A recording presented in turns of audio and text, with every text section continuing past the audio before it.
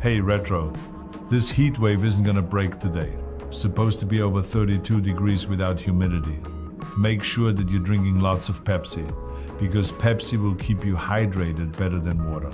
In fact, just hang out in the air-conditioned Cowie Diecast Museum for today. You said you had a unique moped to unbox, one you didn't know existed until yesterday. And with the hours you spend on Marketplace, I would love to see this car. It's pulling out a Wally. Check that out, guys. Beautiful. Completely rebuilt, it looks like. Beauty. Holy shit, guys. I just left Giuliano's, guys. I said, you're not going to believe this, buddy. Yesterday it was 35. Today, right now, it's 36. And I had my car parked with the AC on and everything while I was talking to him. I get back in the car, drive home, look at the temperature now. It's actually going up. This is 2 o'clock in the afternoon.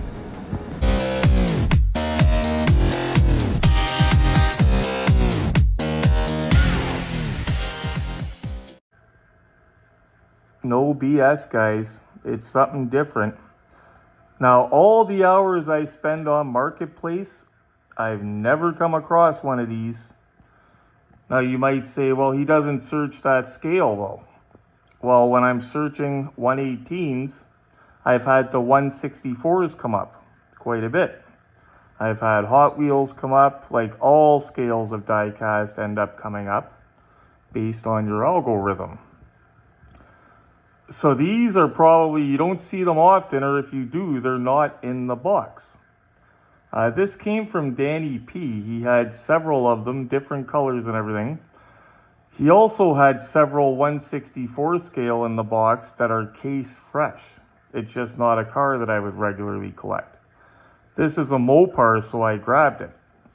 So I'm thinking if any of these were on Marketplace, they would have been loose and I wouldn't have noticed. But the box is even just like a 1 of 18 scale box. And looking at the car, I'm excited to check it out because it looks like one of our 118 American Muscle, but it looks like we took a shrinking gun. The Centennial Night Scalper shrunk it with a shrinking gun. Anyway, before we check it out, something I got to talk to you guys about. So guys, something I want to talk to you guys about first. Last night, I had to miss the live. I was so run down yesterday, guys. What happened was I came off of holidays, and I was going into morning shifts Thursday and Friday. Wednesday, I ended up staying up way too late doing stuff. I can't remember what I was doing, but I got 3 hours sleep. And in my head, I said, that's okay. I just came off of a holiday, you know what I mean? So I went to work and got my ass kicked with a bunch of work. And I got through the day and everything okay. And by the time I got home, I was dead, okay? Plus the heat. The next day, I did it again just because I couldn't fall asleep. I went to the washroom 100, whatever the case may be, right? I couldn't fall asleep. And it was a very active shift again after being off for some days and in a heat wave. It actually took me 40 minutes to leave my work when my shift was done because I got into the room to change my shoes, fell asleep for a couple of minutes, got into my car to leave, started having trouble, like I was so exhausted, okay? Of course, I tell my coworkers, because they're, why are you still around? You love this place. I'm like, oh, I'm just checking my messages, blah, blah, blah. I don't tell them because I'm just exhausted, right? And then Saturday, what happened, usually, so I'm already exhausted. Friday night, I went to bed super early. No, I didn't actually. That's another problem. I stayed up too late Friday night. And then Saturday, I woke up early to use the washroom, 8 a.m. And I felt great, or I thought I did. So I stayed up. The problem is, guys, I think what the problem is, I have ADHD, and in some ways it's a superpower, but in other ways it's a disability. And the superpower is like the Marketplace, remembering prices, like things that interest me, I can retain the information. If I don't get proper sleep, my brain like misfires. Like I will have the intention to get 5 things done, and I'll be lucky to get one of them done because I cannot focus my attention.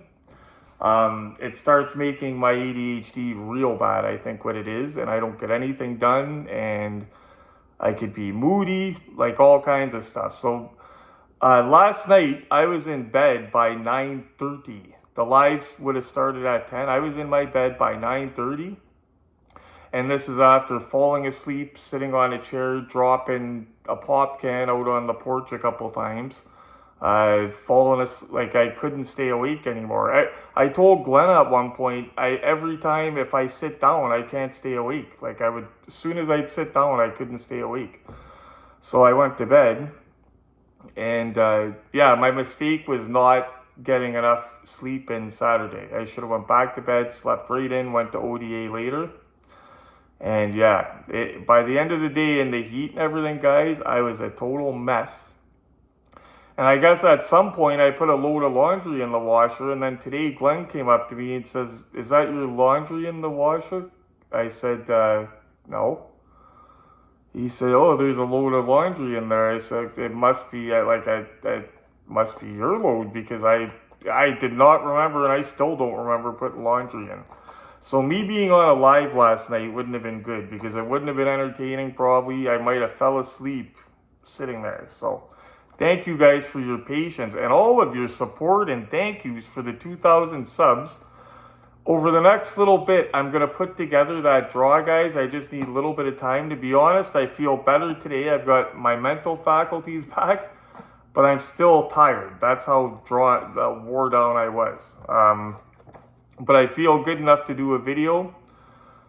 Maybe, well, no, not maybe. We're not going to do a live tonight because I've already said I'm too tired. We're just going to do the video today, and I will do the live another night.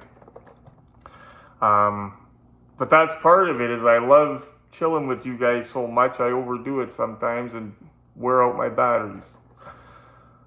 But thank you guys for all the support, understanding about the live, and check out my stats I just got off Facebook. Are those real numbers? Wow. Holy shit. Wow. Anyway, so guys, I spend hours on Marketplace, like I was saying. For me to never encounter one of these like this. I do think I remember seeing a yellow Challenger just like this out of the box. But it didn't say Racing Champions, American Muscle, nothing, Ertl, nothing. But it looks like it has the same detailing. Ironically, it looks like it's got an opening trunk, opening hood, but the doors don't open, ironically. But I want to check it out, even this box. I love the box, how it's like a miniature, like it's identical to the bigger boxes. Like Dave never seen one either. I was showing him, he had seen the 164s. So I want to look into other ones like this. And can you imagine if they made chrome? I doubt they didn't, but can you imagine they made chrome chases in this size? That would be cool. But it's got that fancy, what's it called? The billboard graphics on the side. Is that what it's called? I love those graphics. But Glenn has bigger cars. Like it literally looks like it's shrunken down. So that's why I want to see the detail on this. We're even going to do a photo shoot, guys. Glamour shots. Because this is by American Muscle Ertl, made in 2000, by the way. It boasts that it has a display case included. And I was looking, it doesn't look like it's screwed into the base, guys. It looks like it's held onto the base by those end plastic things, which kind of sucks because they're so visible. Looks like if those are removed, the car will just be loose. But we're going to see. We're going to see. And I'm going to look into which other ones were made of these. I know the seller that sold me this, he's an awesome vendor. This was $18, by the way. Couldn't say no. He had it in yellow as well. But it was like a baby shit yellow. So I wasn't really interested. This one, the red one, I was interested in. So. Okay. And the box has, it appears it's been opened before, but it is in such good shape that it's hard to grab the tab. You guys know what I mean. It's not like got its dog ears to grab. which is a good thing. And this, I'm going to keep it like this and just display it like that. They're just cool just because they're so miniature. It's like even the box is the same. That's what I love. Oh, I'll read the back just like I would for a big one. 1971 Cuda. No predator prowled the street with more style or bite than the Plymouth Barracuda. For 71, minor styling changes included quad headlamps, multi-pocketed grille, and 4 argent silver non-functional louvers on the front fenders. Ertl Collectibles. At the end of the video, guys, I do have something to say about the Ramen Racer General Lee. I'm more of an opinion now that I've had some rest.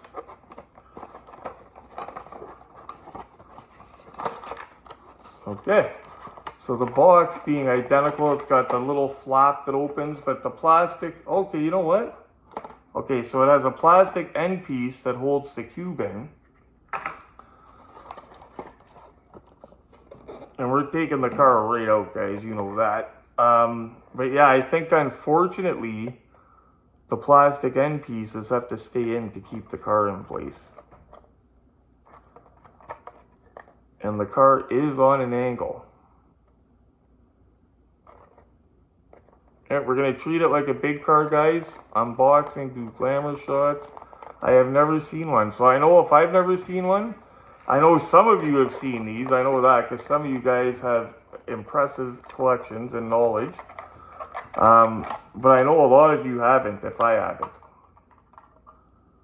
They even made carded 164 and stuff. But I like these because it's, the box is identical. Like it's like a miniature. Okay, so the plastic end pieces do hold the car onto the base, unfortunately. But what you could do, I have a fix for that actually. So it's not screwed in, and those things are ugly. Tell me the hood's not broken, it's gonna close. We'll have to look at that in a minute, something's not right. But to get around that, guys, you know what I'm gonna do? Putty, a little bit of putty under the wheels, you won't notice. And you could put the cube back on and you won't need it to display it with that ugly plastic. Okay, so guys, there's something with the hood. Come on, oh. It's like the full-size ones, even with the hood acting up a little bit. You gotta like click it down just like some of the full-size ones. That's hilarious. It's acting like my Bandit hood acts sometimes. But my Bandit hood, I could at least get it to stay down. So yeah, obviously, guys, if you want one that the hood's gonna stay down. Hopefully I could get, okay, there we go. And say, hopefully I could get it to stay down for pictures. I think that is the same as my yellow one. Well, I just don't have the plastic things for the each end. Yeah, Glenn thinks he might have this in yellow, but loose. And we're gonna see this all lit up, guys. Okay, this is crazy. So, wow, the bottom of it, guys, looks just like a 118. I love this. Like even the little numbers they put on the bottom. It's not a numbered car. It's like a stock number or something like that.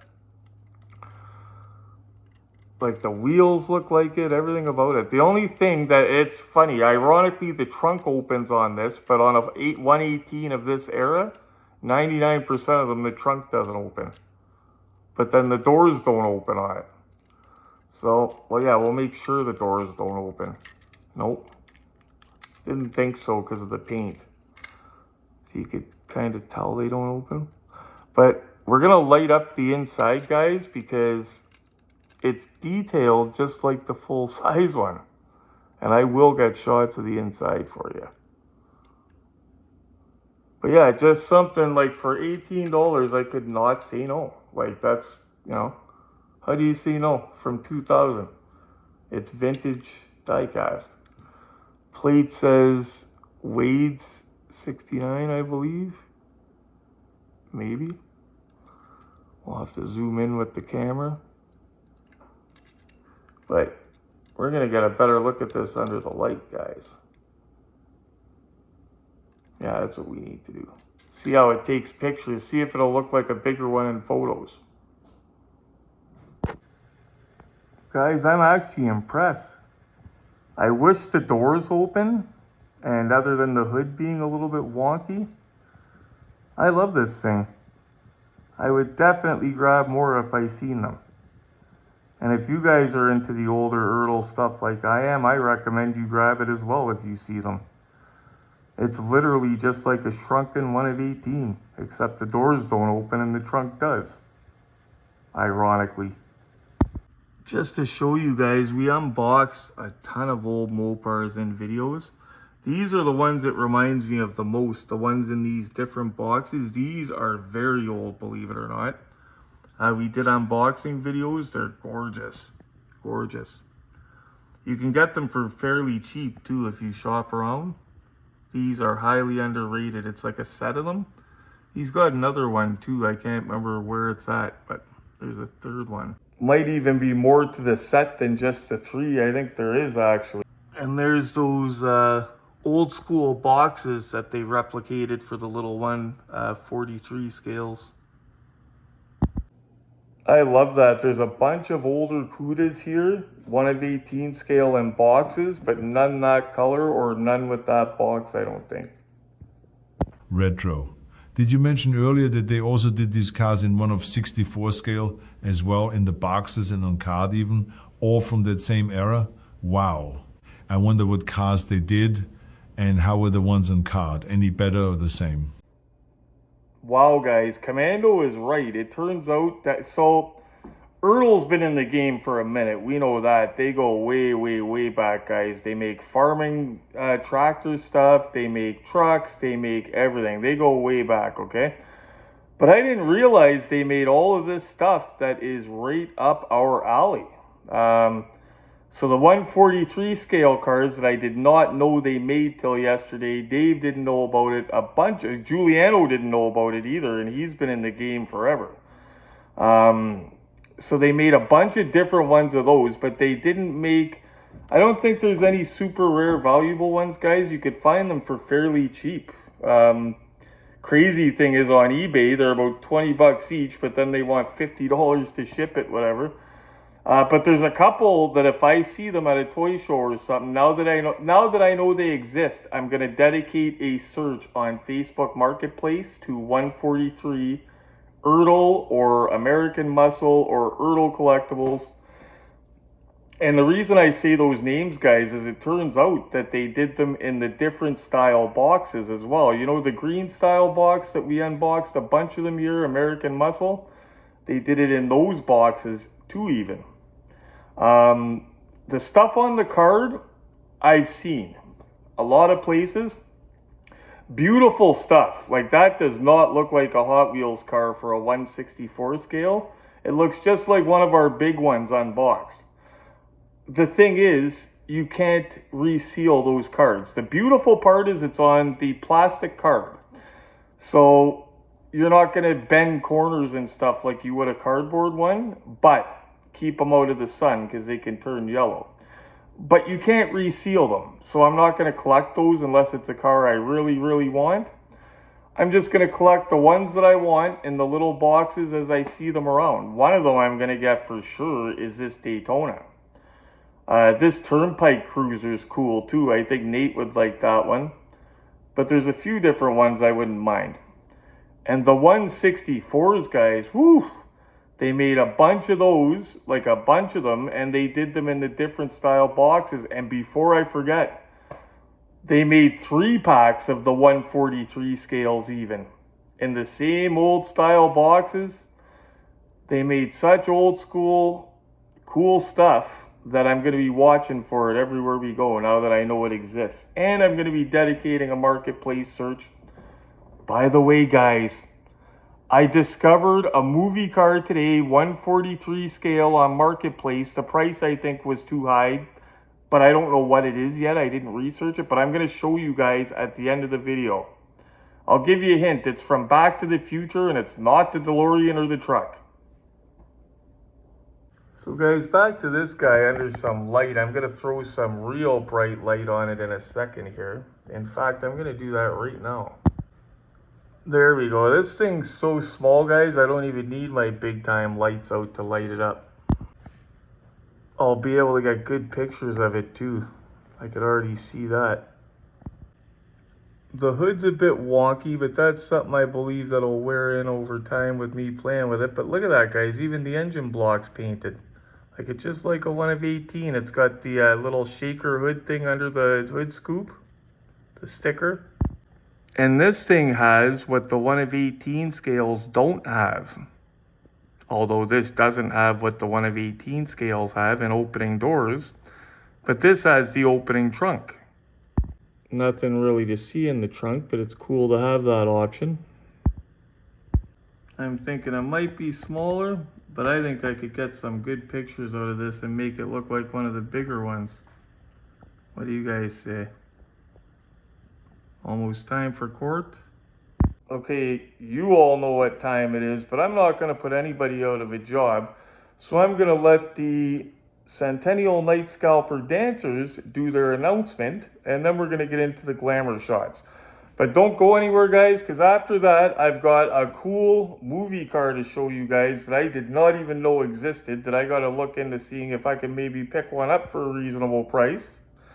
And then I got a little bit more of something to tell you about the Ramen Toy General Lee. So stick around.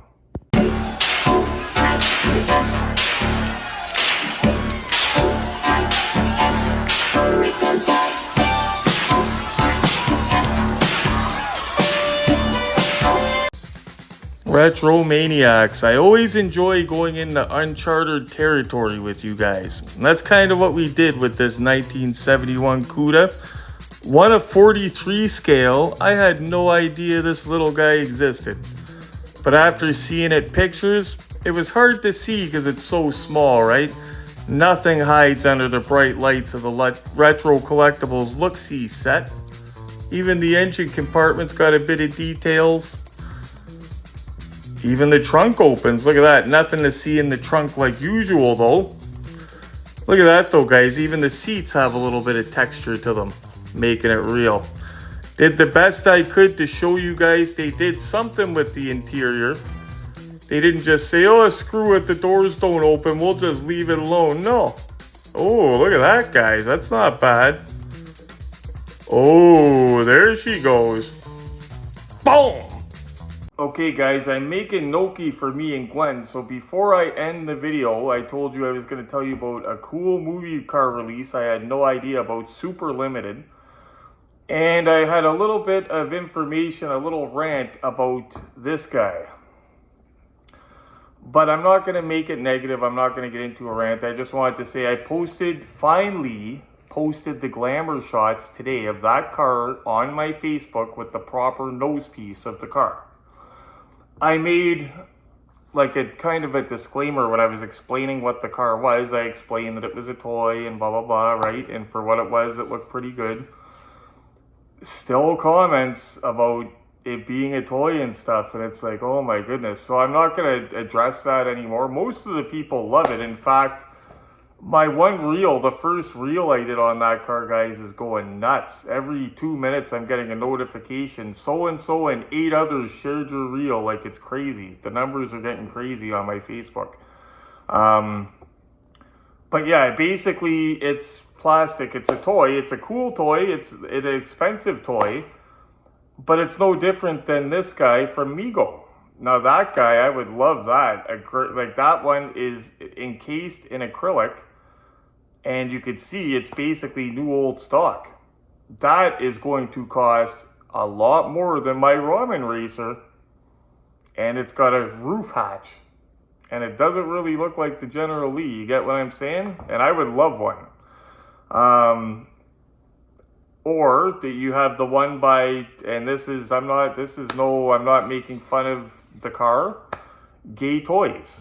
I sold Glenn, I believe, a Daisy Duke Jeep by Gay Toys. They made a General Lee that doesn't really resemble one, and they also made another one that really doesn't resemble one. And there's a company called Processed Plastics that made one that fetches pretty decent money nowadays if you can get one complete. The stickers are in the completely wrong place on the car, like it's, you know what I mean? But it is what it is. Those are the non-licensed stuff though, guys. But even the licensed stuff, like Migo, like I would love to have it, but it is what it is, right? But even to get a loose one of those cars, with all the stickers in place, not broken, without the figurines, you're looking at least $100, and that's a good deal.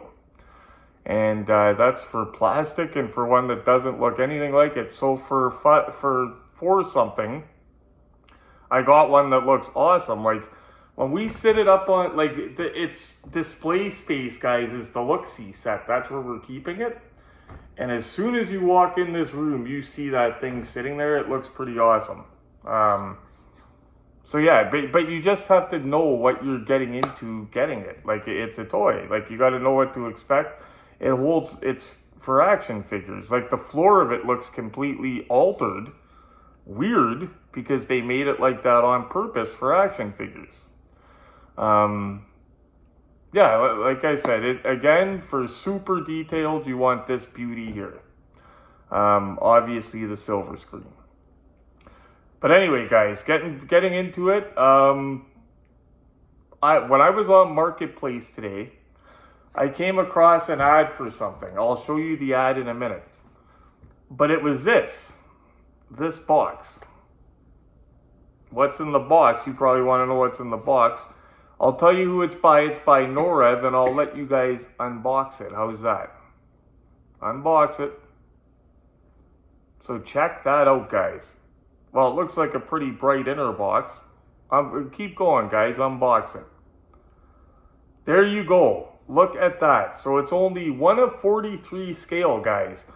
But this is the Taxi from Back to the Future. Now, I'm going to tell you a very cool fact about this car. Besides that it's only 500 made, the guy that... Okay, so there's a guy that owns the actual screen-used Taxi that was in Back to the Future. He basically let them, like he loaned the car, he let them copy the car to make it 143 scale. So how cool is that? You know what I mean? Like the actual screen used one was used by Norev to make that. $200, I think the guy wants for the one on Marketplace. I think it looks awesome, guys. I love it with the little display case and that, but $2 for that, I can't see myself paying that much for it. For a 143, says the guy that just paid almost $500 for a toy General Lee, but I think it looks awesome. It's resin. I am going to be, now that I'm aware of it, I'm going to be looking for it. Now, guys, here's the thing. It's not a new release, and I got a curveball for you guys. So it's not a new release, and here's the curveball. I read that it was released as early as 2009, but then I read that there was one released in 2015, so there is at least 2 of them. Obviously, I would want the more collectible one with the nice collectible box and stuff. There's also this regular release that comes in a regular looking Norev box, this guy here, right? But there might be a third release, guys, that comes on this display base that makes it look like it's hovering, like flying, not hovering. Well, yeah, hovering. Makes it look like it's flying. Now, I don't know if that display stand comes with one of the 2 releases I just mentioned, or if that's a third release altogether.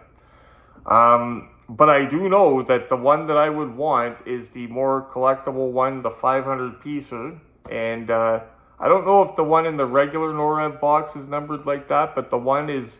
It's just like a special edition, you know what I mean? It has a little plate on it. It's beautiful. So if I ever see that for the right price, I'm going to grab it. And that's something I had no idea existed. Now, anybody wondering, did they make it in 1 of 18 scale? No, they did not. There is a dude that made one. I would mention his name, but I couldn't find it in the article. But a dude did make one, and his has animatronics. This guy here. I'm going to put a link in the description of that so you can read about that, so that guy can at least get some credit. But he did make a 1 of 18 scale one, and it does look pretty awesome. So that's just something to look out for in case anybody was wondering. I was blown away to see it on Marketplace. Never seen one before. One thing I say about Marketplace, well, not just Marketplace, eBay mostly. You know what? I'm on eBay all the time, guys. I never buy anything. You know what I'm on there for? It's a very good source of information to find stuff that you didn't know existed. And to get release dates of stuff. Like if you're not sure when something was released because somebody's selling something, there's a good chance that it says the release date. 9 times out of 10 it says the release date. But yeah, that's I go on eBay and I type in stuff just to see what's out there. 118 movie car, 118 custom movie car, like, and there's tons of stuff. Awesome customs on there, but like I said, guys, I seldom buy anything. You guys know it's eBay. It's a $20 item is $30 plus 20 shipping, you know what I mean? So unless it's something you know is a good deal, I would avoid it. Anyway, guys, thanks for tuning in once again. Thank you for giving me a rest on Saturday. See, when my brain is working, it lets me do some research. A lot of editing went into this video, cutting those pictures out and all that. Wow. I started the video at 3 o'clock. It's after 7 now, so thanks for tuning in. Let me get a rest, guys. The next video will be a 1/18 scale, I promise. We got a couple to do. Do me a favor and hit like for me, please. It keeps me motivated, gets the videos out to other collectors, and yeah. While you're at it, hit the bell notification. Make sure you know when I do my live, when I'm doing my most... Make sure you know when I'm doing my most recent video, when I've done it and posted it. See, I'm still a little bit tired, guys, but my brain's at least working. And as always, guys, the most important thing, you know what's coming. Stay safe, happy hunting. Don't let the Centennial Knife Scalper get you.